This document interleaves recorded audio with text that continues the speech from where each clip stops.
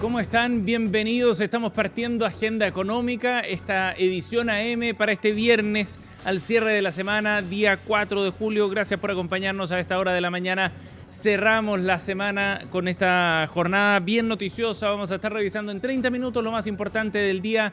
Partimos como siempre con nuestros indicadores y los temas más importantes, las señales que nos da el mercado al cierre de esta semana. El día jueves, ayer fue una jornada que tendió a un ánimo más bien favorable para el mercado a nivel local, sobre todo. Vamos a ir revisando primero los indicadores de la Bolsa de Comercio de Santiago, 0,26% de subida para el indicador selectivo local, que logra de esta manera entonces ir acercándose a los máximos que habíamos visto a comienzos del mes de junio. 0,26% de alza entonces para el indicador selectivo. Por otra parte, el ICPA, el índice general, subió también 0,23%. Dentro de las acciones que subieron más ayer en el IPSA, en el índice selectivo de acciones, Lipigas, CCU, también Concha y Toro, Entel y Parque Arauco, todas subiendo por sobre el 2%, según los datos que dejó la jornada previa. En las caídas más fuertes destaca la de Enjoy, que cayó 5,88%, retrocediendo después del alza del día previo. Por otra parte, el precio del dólar terminó con una leve subida a 929 pesos, 0,32% de escalada. Y la UF, por otro lado, va a tener un valor el día de hoy de 39.277 pesos. Ahí ven en pantalla los tres indicadores con los que partimos esta revisión. Nos vamos ahora a revisar los números internacionales. ¿Qué está pasando a esta hora en particular en los mercados a nivel global? Tendencia más bien alcista en Asia, donde los cierres fueron positivos, pero en Europa a esta hora las caídas se van acercando levemente al 1% negativo. El euro, por otro lado, está cotizándose en 1.177 pesos en el mercado nacional. Y por otra parte, ojo con esta noticia también, el precio del cobre tuvo un fuerte retroceso en el inicio de las transacciones de esta mañana y en el mercado internacional está cayendo más de 1,6% para llegar a $5.05 la libra. Eso después de que ayer marcara su nivel más alto en 14 meses en el mercado global, el precio del metal rojo. Y por último nos quedamos con una revisión también de lo que está pasando con los combustibles. Caída para el precio del petróleo, llega a $66.49 el barril. Los números con los que estamos partiendo entonces esta jornada. Nos vamos ahora a revisar las portadas de los medios nacionales y también echaremos un vistazo a algunos temas internacionales, comenzando por Diario Pulso, el suplemento de La Tercera, que nos trae como titular principal para este viernes lo siguiente: tasa de pobreza sube al 22,3% con la nueva metodología que propone la comisión que estuvo a cargo de revisar estos antecedentes. Es una metodología distinta, por supuesto, mucho más exigente que la actual, y eso significaría entonces que la pobreza llegaría al 22,3% en 2022. Ese es el año en el que se analizan los antecedentes. Pero ojo, que esto supone un cambio metodológico, esto supone subir la vara de la forma en la que medimos la pobreza. Por lo tanto, no es comparable directamente este número con la serie anterior que lleva el registro histórico de los niveles de pobreza en nuestro país.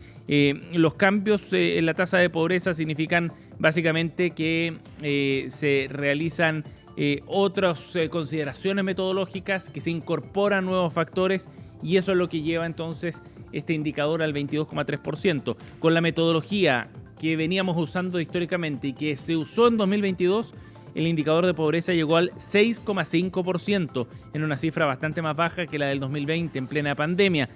Por lo tanto, hay que tener en cuenta que se trata de una metodología, como decíamos, mucho más estricta.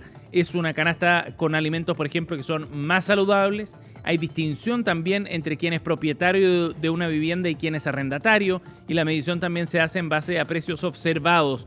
Son los cambios que se propusieron en esta comisión para poder abordar este tema. Un grupo transversal, son 10 expertos y expertas en materias de pobreza y políticas públicas los que han hecho esta propuesta, y lo destaca como titular principal Diario Pulso. Nos vamos a otro asunto para revisar también noticias de negocios.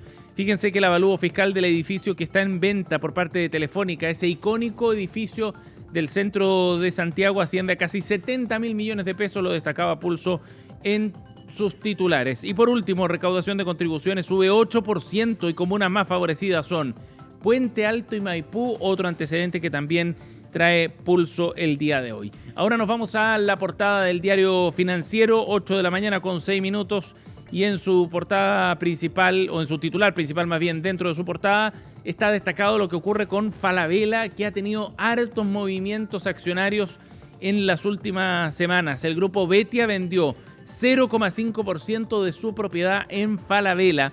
Compraron los grupos del Río, Cunio y Cardone, y con este pacto de accionistas que ha terminado hace muy poco, la familia Heller Solari ha ido bajando su participación en este retailer a un 5%. De todas maneras, de acuerdo a los trascendidos, sería la última enajenación de acciones que haga, pero ha sido bien movida entonces en las últimas semanas para el grupo del retail, que ha ido recuperando terreno después de un periodo bien difícil en los últimos años. 65 millones de dólares fue lo que logró recaudar el grupo Betia a partir de esta venta, destaca Diario Financiero. Otro titular, aparece un gráfico ahí en portada, LATAM Airlines se consolida como la acción más transada de la bolsa tras desplazar a SQM, lo destaca también así Diario Financiero, una caída fuerte de los montos transados, primero de SQM en su acción B, que alcanzó un pic hacia fines del 2022, y luego ahora el repunte de LATAM como una de las acciones apetecidas en el mercado local. Y otro titular, Donald Trump inicia los festejos por los 250 años de Estados Unidos con la aprobación de su mega reforma fiscal bajo el brazo. Esta ley fue aprobada finalmente ayer en el Congreso, tiene hartas implicancias, lo vamos a analizar también en unos minutos acá en Agenda Económica. Nos vamos ahora a revisar otra portada, la del diario El Mercurio, para cerrar la revisión de los medios nacionales. Bien interesante este análisis que hace el diario El Mercurio en su cuerpo de Economía y Negocios, porque se pregunta si es que la formalización de negocios que ha subido efectivamente en el último tiempo se debe al efecto de este reporte sobre más de 50 transferencias. ¿Se acuerdan que el año pasado se implementó en el marco de la ley contra la evasión y la elusión una normativa específica que obligaba a los bancos a reportar cuando una persona o una cuenta correntista tenía más de 50 transferencias en su cuenta? Bueno, eso podría haber generado un aumento en la formalización, porque el monto de vouchers emitidos en el primer trimestre subió 10% respecto al mismo periodo del año anterior. Y los especialistas consultados por el diario Mercurio ven que podría haber un efecto precisamente de esa normativa. El debate a partir de estos datos del Servicio de Impuestos Internos lo trae el diario El Mercurio. 8:09. Vamos a ir a otro tema, nos vamos al ámbito político, porque ayer en CNN Prime estuvo la presidenta de la Confederación de la Producción y el Comercio, la CPC, Susana Jiménez, conversando sobre varios temas en materia de contingencia y algunos antecedentes bien interesantes, entrando al debate ya derechamente de la carrera presidencial, en momentos en que se está definiendo cuáles serán los nombres que van a estar en la papeleta de noviembre, y sobre todo tras el triunfo de Janet Jara en las primarias del fin de semana. Bueno, se han planteado varios asuntos sobre la mesa, propuestas respecto al crecimiento económico, al mercado laboral en particular, entre ellas la idea de Janet Jara de subir el sueldo vital a los 750.000 pesos, entre otros temas. Asuntos que abordó Susana Jiménez con el objetivo de recuperar capacidad de crecimiento. Dice que es necesario el desarrollo de ciertas políticas públicas orientadas con esos fines. Escuchemos qué fue lo primero que dijo Susana Jiménez en la conversación de ayer en CNN Prime. Evidentemente responde a una falta de inversión y por lo tanto una falta de creación de empleo, pero sin lugar a duda también a medidas y acciones que se han ido tomando y que de alguna manera van afectando los costos de contratación y por lo tanto el empleo formal. ¿En qué está pensando, por ejemplo? Por ejemplo, en todas las últimas regulaciones, en alzas de salario mínimo por sobre los aumentos de productividad, en reducción de jornada, en el alza de cotizaciones, por la previsión, que no quiere decir que uno no quisiera que eso ocurra, pero sin lugar a duda también a medidas y acciones que se han ido tomando y que de alguna manera van afectando los costos de contratación y por lo tanto el empleo formal. Así, Susana Jiménez entonces veía la discusión respecto a cómo está el mercado laboral en particular y los efectos que puede tener un eventual aumento del salario mínimo a esos niveles propuestos, a 750.000 pesos. Decía Susana Jiménez que esto ha tenido un efecto y es parte de lo que se está debatiendo por estos días a propósito de la visión que tiene el comando de Janet Jara, quienes han refutado esa idea y plantean que no ha habido mayor impacto desde el punto de vista de la creación de puestos de trabajo fruto de esas leyes aprobadas en este gobierno. Otro tema que abordó Susana Jiménez tiene que ver también con las propuestas que surgieron desde la primaria de la candidatura de Carolina Toá. ¿Cómo generar un nuevo marco tributario? La CPC está planteando la idea de rebajar los impuestos. Carolina Toá era de esa misma línea, pero no así Janet Jara. Bueno, el tema lo abordó también Susana Jiménez. Yo lo que espero es que cuando haga esa convergencia del programa económico que le va a presentar a la ciudadanía, incorpore la propuesta de la candidata Toá en ese momento, ex candidata, que también se había pronunciado a favor de una baja del impuesto a las empresas. ¿Y que elimine la otra idea del impuesto patrimonial? Por cierto, creo que el impuesto patrimonial es muy dañino. La mayoría de los países que alguna vez lo implementó ya lo ha retirado. Y creo que tenemos que empezar a pensar en propuestas que de verdad dinamicen esta economía. Vamos a ir a otro tema, a información internacional, porque seguramente lo que ha ocurrido ayer en Estados Unidos va a marcar la pauta el día de hoy. Estamos hablando de la aprobación en el Congreso del gran proyecto fiscal de Donald Trump. Este fin de semana se aprobó, este jueves se aprobó uno de los proyectos importantes de la reforma fiscal que traía el programa de Donald Trump y que permitirá, entre otras cosas, una serie de cambios en materia tributaria y en materia fiscal que son bien importantes. ¿Y por qué es relevante esto para el resto del mundo? Bueno, por los efectos sobre todo que puede tener desde el punto fiscal y el impacto que pueda tener esto también en materia económica. Finalmente, lo que ocurra en Estados Unidos repercute a nivel global también.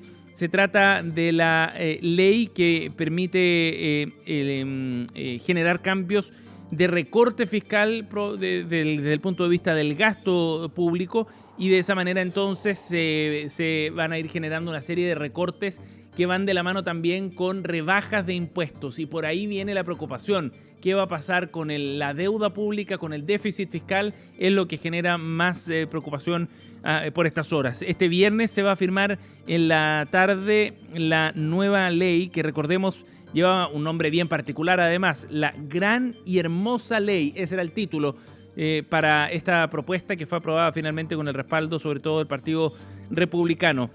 Contempla una deducción de impuestos estatales y locales, se van reduciendo gradualmente, exención en propinas y horas extra. Los trabajadores quedan libres de impuestos, por ejemplo, por este tipo de ingresos. Hay recortes de gasto de hasta $1 billón en 10 años en el Medicaid, que es uno de los seguros de salud.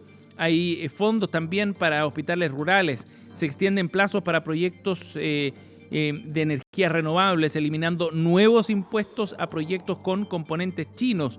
Finalizan créditos fiscales para autos eléctricos, entre otros temas. Son varios puntos los que contempla este proyecto celebrado por Donald Trump porque cumple así con una de sus promesas de campaña, pero que por otra parte genera mucha inquietud respecto a si esto va a ir a favor o en contra de los niveles de deuda federal a mediano plazo. Según las proyecciones que ofrece Oxford Economics, por ejemplo, en comparación con la política actual, el déficit fiscal va a ir aumentando de 0,3 puntos porcentuales en el año a casi 0,9 puntos fiscales para 2026, el doble de lo anticipado en la previsión base de junio. Por lo tanto, esto va a tener un efecto desde el punto de vista, como decíamos, del déficit y generando más presión a una economía que ya estaba débil desde ese punto de vista. Por ahora, la reacción de los mercados, como les contábamos más temprano, ha sido algo negativa. En Europa se está generando una tendencia más bien de retroceso de los indicadores bursátiles. Ya veremos cómo sigue el día y cómo despierta Wall Street también, sobre todo después de lo que ha ocurrido ayer con la aprobación de este proyecto. El cierre, por lo menos ayer en la bolsa de Estados Unidos, había sido favorable.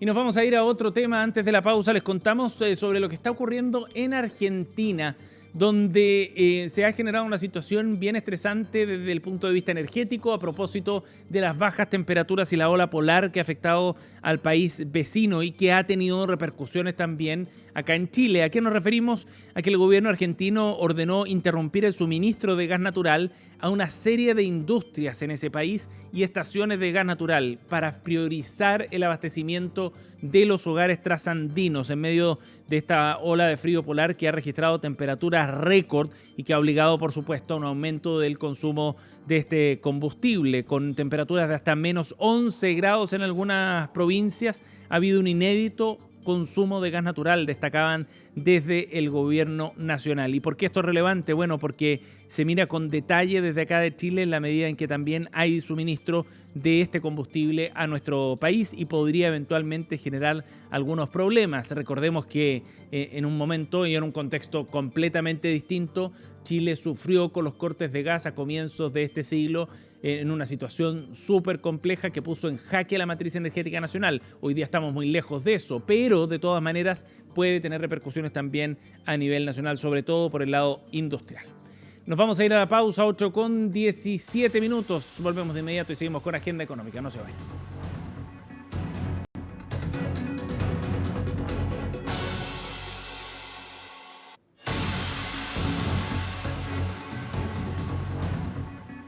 Estamos de vuelta aquí en Agenda Económica en CNN Chile, 8:20. Esta semana conocimos datos del empleo. La tasa de desocupación llegó a un 8,9%, en un registro que genera preocupación por el dinamismo que está mostrando el mercado laboral y que plantea varios desafíos. En ese contexto nos preguntábamos de qué forma la tecnología y en particular una tecnología muy en boga como es la inteligencia artificial pueden generar cambios también en el mercado del trabajo y ayudar a generar más puestos o a encontrar los adecuados. Vamos a conversar de este tema y para eso nos acompaña el director tech de Apiux, Jacinto Obispo, está con nosotros. ¿Cómo estás, Jacinto? Bienvenido. ¿Qué tal, Sebastián? Buenos días a todos. Gracias por acompañarnos esta mañana. Bueno, esta es una interesante forma de dar vuelta a la discusión respecto al desempleo, el análisis sobre las razones por las que el mercado laboral está como está o los niveles de desempleo han llegado a estos puntos, ya lo hemos abordado, pero vincularlo con la inteligencia artificial es una forma de reenfocar la conversación también. ¿De qué manera esta tecnología puede ayudar a generar más dinamismo en el mercado laboral, Jacinto? Bueno, para empezar, la inteligencia artificial y los datos obviamente tienen muchísimas capacidades. Lo que sí es cierto es que hoy en día no vamos a conseguir bajar estos datos gracias a la inteligencia artificial, sino que lo que vamos a hacer, me refiero en términos generales. Lo que sí podemos hacer es potenciar mucho en términos particulares como las personas que están en un periodo de búsqueda de trabajo o incluso que están incorporando al mercado laboral pueden desarrollar mejores capacidades para poder postular con mayores probabilidades de éxito a este mercado laboral, ¿no? Y ahí la inteligencia artificial es muy importante, ¿no? Ajá. ¿A qué te refieres en particular? ¿De qué manera la inteligencia artificial puede ayudar en esos procesos? Mira, por ejemplo, si nos vamos a las iniciativas de administración pública, hoy en día se está utilizando inteligencia artificial, el SENCE, la Bolsa Nacional de Trabajo. Lo que están haciendo es potenciar básicamente la formación de las personas, las capacitaciones de las personas para que éstas se encuentren con mayores capacidades de poder o con mayores probabilidades de éxito para buscar trabajo, ¿no? Y por el lado particular, lo que está ocurriendo es que, bueno, primero, casi todas las interacciones de plataformas de trabajo, de búsqueda de trabajo, se realizan a través de plataformas digitales. De hecho, es según la encuesta hay una encuesta de demanda laboral de la Subsecretaría de Trabajo, que nos dice que ya es el 26,7%, ¿no? de todas las contrataciones que existen han pasado a través de plataformas digitales, solo superado por el boca a boca, que sigue siendo el 31,1%, pero claramente el mundo digital está creciendo. Y lo que está pasando en el mundo digital es que la inteligencia artificial está siendo capaz de hacer el match entre, o el calce entre cuáles son los mejores candidatos para los puestos que uno busca. Entonces, ¿qué es lo que tenemos que hacer hoy en día como un ciudadano, una persona que está buscando trabajo? ¿Sí? Mejorar la manera en la que nosotros nos mostramos en estas plataformas digitales, ¿no? Y ahí la inteligencia artificial es muy interesante porque nos ayuda desde los dos lados, ¿no? Desde el lado de la persona que está buscando el trabajo, existen plataformas muy interesantes como Quick Resume o TIL, que lo que hacen es que toman tus datos y generan una muy buena hoja de vida, muy mejorada para que en este más que se hace automáticamente, porque hoy en día las plataformas digitales no hacen búsquedas por términos, sino que realmente leen tu hoja de vida con inteligencia artificial. Ajá. Y buscan estos patrones de cuadre. Entonces, estas inteligencias artificiales te ayudan a desarrollar tu mejor hoja de vida para tener mayores posibilidades. Y es muy interesante. Entonces, a nivel particular, uno sí puede hacer este tipo de esfuerzos. Es súper interesante ese ejemplo, porque eso permitiría, te lo pregunto, detectar mejores habilidades que tenga cada candidato y de esa manera buscar un empleo donde haya más posibilidades de quedar contratado? Claro, eso. Si nos vamos a un plano más fácil de entender, ¿no? Nosotros cuando interactuamos con las plataformas digitales, las redes sociales, cualquier contenido que nosotros subimos tratamos de vernos bien, ¿no? Nos peinamos, nos maquillamos, no sé, hacemos acciones para que nos veamos bien, ¿no? Ahora claro. También ocurre lo mismo en el mundo laboral. Nosotros tenemos que hacer que nuestra hoja de vida se vea bien. Eso no significa mentir ni engañar, ni mucho menos, sino hacerlo más atractivo, incluso más completo, ¿no? Desarrollar mejores, por ejemplo, si tuvimos una experiencia, seguramente la inteligencia artificial nos va a ayudar a mejorar cómo nosotros definimos la experiencia, cuáles fueron nuestras responsabilidades, qué tipo de habilidades eran requeridas para este cargo, qué tecnologías utilizamos o qué herramientas utilizamos, ¿no? Entonces, lo que nos va a ayudar es como a vernos más bonitos, ¿no? en estas puntuaciones, porque justo claro. En el otro lado hay una inteligencia artificial que está buscando, que está haciendo una revisión exhaustiva de tu hoja de vida, ¿no? Claro, y mucho más precisa también. Jacinto, y en ese sentido, ¿hay casos o pilotos que conozcas que se estén implementando, por ejemplo, en los que ya se use la inteligencia artificial para tratar de mejorar la empleabilidad? Sí, ya hay casos, hay varias plataformas que nos ayudan desde el lado de la persona que está postulando al trabajo. Ajá. Y después también las empresas que están adquiriendo talento, ¿no? que están reclutando personas, también se están automatizando, digitalizando con la inteligencia artificial.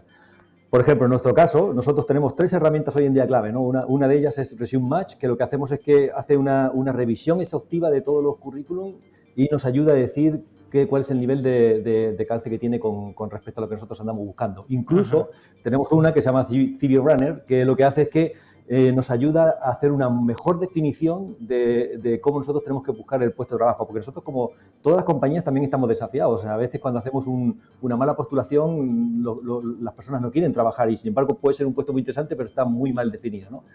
Y después tenemos una cosa muy interesante que son estas herramientas concretas que preguntabas, que es el Pull Recruit AI, que lo que hace es que entrevista con inteligencia artificial y a través de un avatar. De hecho, yo podría estar ahora mismo siendo un avatar hablando contigo, ¿no? en este tipo de experiencia. No lo soy, por supuesto, pero para que veas que es una experiencia muy realista. Y lo que consiguen estas herramientas finalmente es aumentar la capacidad que las empresas están teniendo para tener interacciones con los candidatos. Si nosotros tenemos si estamos trabajando a un nivel muy manual con entrevistas humanas, seguramente vamos a poder entrevistar, no sé, una ancho de banda de 10, 15 personas, pero con este tipo de herramientas podemos entrevistar 100, 150 y además son herramientas que tienen una gran ventaja porque no tienen sesgo, ¿no? Realmente analizan de manera objetiva la hoja de vida del candidato y también lo que se dijo en esta entrevista. Entonces también es una gran ventaja porque uno puede estar tranquilo de que está en un proceso donde no va a haber ningún sesgo de ningún tipo, ¿no? Claro, súper interesante ver cómo se empieza a generar aplicaciones concretas respecto a esta tecnología y de qué forma también van cambiando el mercado laboral, uno que está bien presionado, ¿no? Sobre todo por el lado de los trabajadores. Jacinto Obispo, director de Tech de Appiux, ha estado con nosotros esta mañana. Jacinto, gracias por la conversación. Gracias, Sebastián. Un saludo a todos. Que tengáis muy buen día. Igualmente. Chao. 8:27. Cerramos Agenda Económica. Gracias por habernos acompañado. Quédense con CNN Chile en esta transmisión multiplataforma. Ya comienza CNN Chile Radio junto a Carolina Orrejona.